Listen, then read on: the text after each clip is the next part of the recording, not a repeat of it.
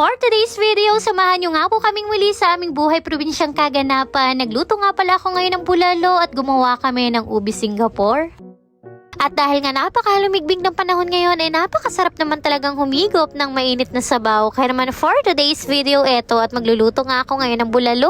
Meron nga ako nabili ditong mahigit 3 kilong karneng baka at ayan pinakalinisan at pinakahugasan ko nga yan muna ng maigi bago natin ilaga. Kapag ganito nga ang panahon at tag-ulanin ay talaga namang napakasarap nga lang ang pakuya-kuya-kuy habang nagakain. At isa rin talaga itong bulalo sa napakasarap kainin tuwing ganito nga ang panahon at talaga namang napakasarap humigop ng mainit na sabaw kapag ganito.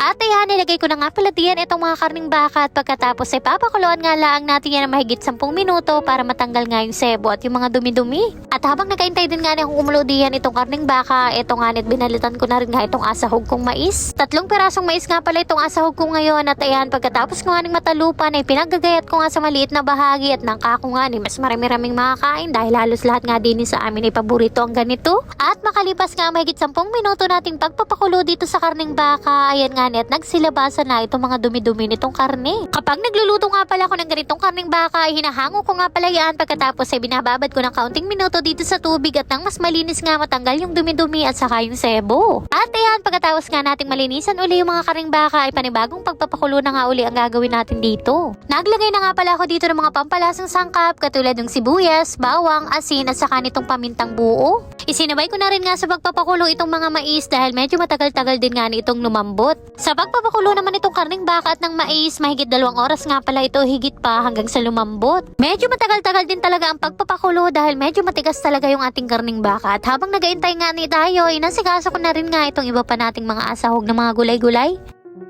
At makalipas naman ang mahigit kumulang 2 oras nating pagpapakulo dito sa karning baka, yan nga at medyo malambot na kaya naman eto at nilagay ko na rin nga pala itong mga patatas. At para mas kumpleto at mas masarap ang paghigop ng ating sabaw, eto at maglalagay rin nga pala tayo dito nitong nor beef cubes. Made with real beef kaya naman talagang lasang-lasa ang pagkasarap nga ng ating karning baka. Eto yung tipong kahit sa paghigop mo pa lamang ng sabaw, talaga namang paniguradong makukumpleto na kaagad yung buong araw mo sa sarap. Bali pakukuluan nga lang natin ng mga ilang minutuhin at kapag ganitong malambot na nga itong mga patatas ay saka naman natin ilalagay itong mga iba pang sahog. Isang buong repolyo, beans at saka pechay bagyo nga lamang pala itong nilagay ko at pagkatapos itinakluban ko nga muna para mas mabilis maluto. Paborito din nga ito ng tatay ko at nung nakaraan pa nga nagpaparinig sa akin kaya naman ngayon ko nga lamang naisipan dahil kako tamang-tama nga ngayon ito sa malamig na panahon. Dati-rati nga ng mga bata pa kami kadalasan tuwing linggo ganito nga yung binibili lagi ng lola ko yung mga buto-buto nga ng karning baka tapos asabawan niya. At kahit man yung puro buto nga lamang yung garining asabawan mo talaga namang lasang-lasa pa rin nga yung karning baka. Ay ngayon nga na ikako'y salamat sa Panginoon at kahit papaano ay nakabili nga kami ng karning baka na mayroong laman. Aba ay tunay ka nga naman kapag garining ang ulam ay talaga namang animig pistahan na din sa amin. At arin na nga po tumusok-usok pa ay luto na nga ho ang ating nilagang baka o kung tawagin nga ng ilan ay bulalo. Ay deri na nga po ang pinakainaabangan ng lahat. Kain po tayo mga mawe. Thank you po Lord sa lahat ng blessings. Aba ay tunay ka nga naman kahit malalaking tigpalare malambot nga ang pagkakaluto ko diyan. Tingnan nyo naman at napalaban nga rin bagong postiso diyan ni Angela. At eto nga yung inasabi ko sa inyo, aba ay bulalo pa nga laang yan ay daig mo pa ang pistahan na din sa amin at kagulo na talaga namang napakasarap din kumain kapag rin sama-sama. At pagkatapos nga namin kumain diyan, etong kapatid kong si Tano kasama nga ni aring 2 pinsan kong si Angela at si Usang ay kakoy pumunta nga sila din sa may bundok at kakoy manguha man lamang ng gulay ang gabi. Nag-vlog na rin nga pala sila mga mare kaya naman baka pwedeng i-support nyo na rin nga pala sila. Dito rin nga sa aming probinsya isa rin talaga sa pangunahing hanap buhay ng mga tao ay ang pagtataniman at katulad na nga lamang nito talaga namang nakakatuwang makita yung mga tinanim ay unti-unti na nga nagbubungahan. Basta nga ikay masipag at madiskarte ay tunay ka nga namang hindi ka din magugutom. At katulad na nga lamang po na rin kapag din kami nagugutom walang mamerienda at walang maiulam ay maghahagilap nga lamang din sa may kabundukan. Napakarami din nga dito mga tanim-tanim katulad na nga lamang nitong Singapore at saka gabi edi kapag rin nagkataan mo edi kay husay na. Bale, itong lupain nga palang ito ay sa mamay at yung nanay at tatay ko nga lamang ang pinag-iintindi at pinag-aasikaso at nagatanim-tanim nga dito ng mga puno at halaman na maaaring mapakinabangan. Nakailang puti na rin nga kami din sa mga tanim ng nanay ko na gabi at kapag kami nga man di walang maiulam ay maghahagilap nga lamang din sa bundok.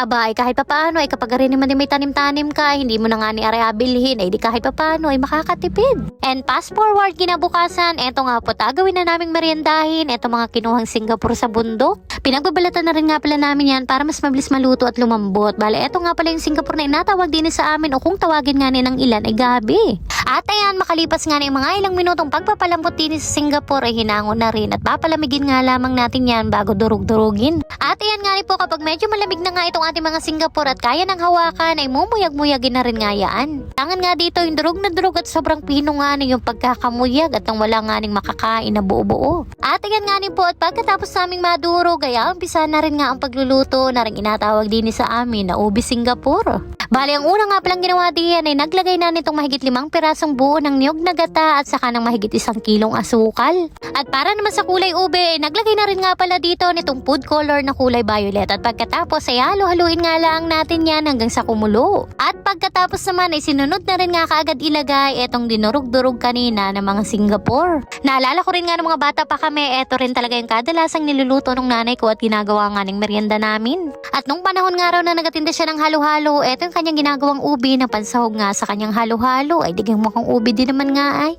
At kung sa lasa din nga ang pagbabasihan do sa pinakang tunay na ubi, wala din namang pinagkaiba at gayon din naman ang lasa. Pero bukod nga sa pulong walang halong biro ay napakasarap din naman talaga nitong ubi Singapore. Isa rin nga nito sa paborito kong meriendahin lalo pa nga ni kapakner ng mainit na kape.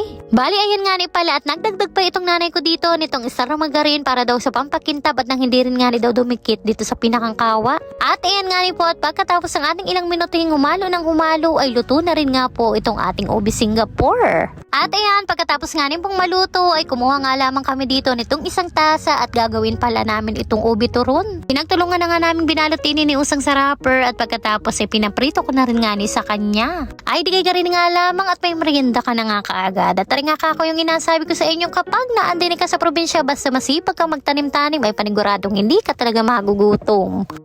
And fast forward, kinahaponan naman, ari nga po at pumunta kami din sa bayan at kami nga naghahanap ng mabibili ng pamputol ng bakal. Nakailang tindahan din nga kami ng pinaghanapan at maigi na rin lamang at nakatagpo din nga kami dito nito at ayan, mahigit 5,000 daw nga itong ganito ay kako anong pagkakamahal din pala ng garini. Pero dahil kailangan nga ito at para masigit na mapadali nga ang paggagawa dun sa inapagawa naming bahay, ari nga at binili na din namin. At pagkarating nga namin dito sa may side sa pinapagawa naming bahay, itinesting na rin nga kaagad nila at sabi naman ay ari naman daw at nagana.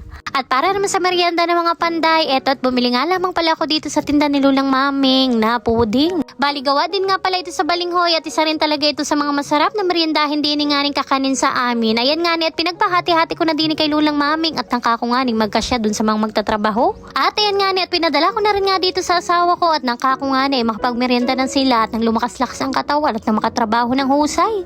Pagkarating din nga dito, ayan nga at pinagsalusaluhan na rin nga nila at pagkatapos ay nagumpisa na rin nga uli ang pagtatrabaho. Sakto rin nga at naandito kami ngayon sa site ay nag-deliver din itong in-order naming mga buhangin. At eto na nga pala ang ating house update dito sa pinapagawa naming bahay. Nagrenta nga pala kami nitong mixer para mas mapadali at mas mapabilis nga na yung paghalo-halo ng buhangin at semento. At marami din nga pala ang trabahador ngayon namin dahil inabusan na rin nga pala ngayon ang pinakang flooring.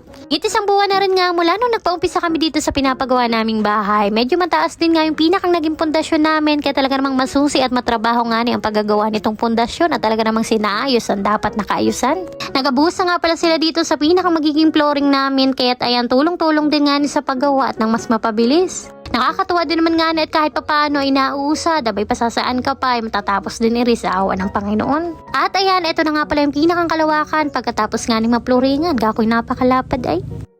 Kinahaponan naman ni Erengani po at naghanap nga pala ako ng marirentahan kong damit dahil ako nga pala bukas ay naimbitahan na maging isang guest speaker.